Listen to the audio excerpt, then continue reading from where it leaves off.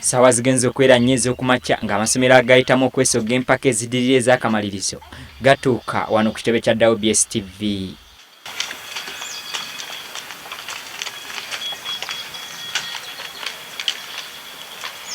Mu masomero gano kubaddeko St. Peter's SS Naalya, St. Cyprian Kyabakadde, St. Lawrence Creamland Campus n'Embogo High School Kawempe. Remember, this show is proudly brought to you by Spear Motors Limited. Let me also thank our special organizers, Prada Media, our partners, WBS TV, where quality matters. Olubadde okukkalira bano batandika okuddamu ebibuuzo ebibabuuzibwa ku mutendera guno era nga bugenze okuggwa nga St. Lawrence Creamland Campus n'Embogo High School Kawempe be bayiseemu okutuuka ku mpaka ez'akamalirizo. Prestigious intellectual battle of the National School Quiz Challenge Season 3 under theme Transforming the Youth Through Education.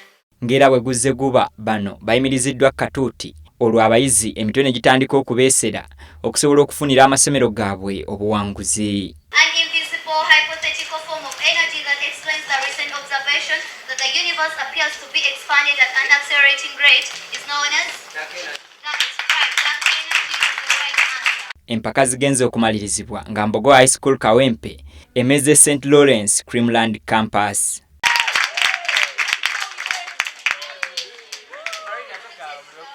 Creamland, as you say.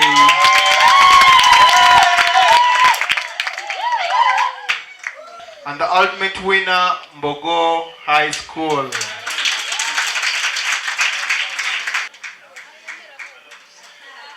Wano ekiddiridde kubadde kwasibwa kikopo ekya zaabu ko n'ensimbi enkalu. Mbogo, the ultimate winners, they have received their trophy and some cash. Mbogo High School, congratulations. Ate omuyizi asinze ku bannaabwe mu ssomo erya science afunye basale ya lusoma lulamba. Era abayizi bangi n'amasomero bavuddeyo beewangulidde ebirabo omubadde ne ZTV.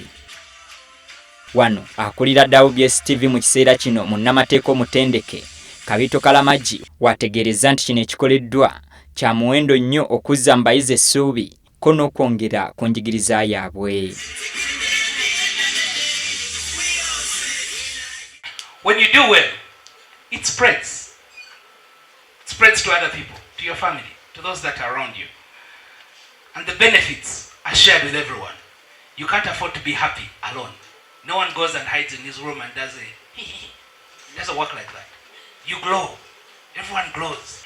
A school quiz may seem like some kind of event that only relates to children, but the wealth of value it adds to the community, to all of us, is not just academic. This event has not just grown the individuals that participated in it. It has grown us all.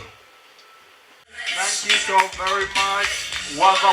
Ono era ategeezezza nti kano kabeera akabonero akalaga nti WBS TV weeri terina gyeraga ng'abangi bwe balubongeesa. We are proving to the world out there, that this station is here to stay. That we are alive and will remain open. Ate yakiikiridde Professor Sir Gordon wava munno munnamateeka Mike Baigana ategeezezza nti Bonga Spear Group of Companies bakugenda mu maaso n'okuwagira empaka zino ez'amasomero.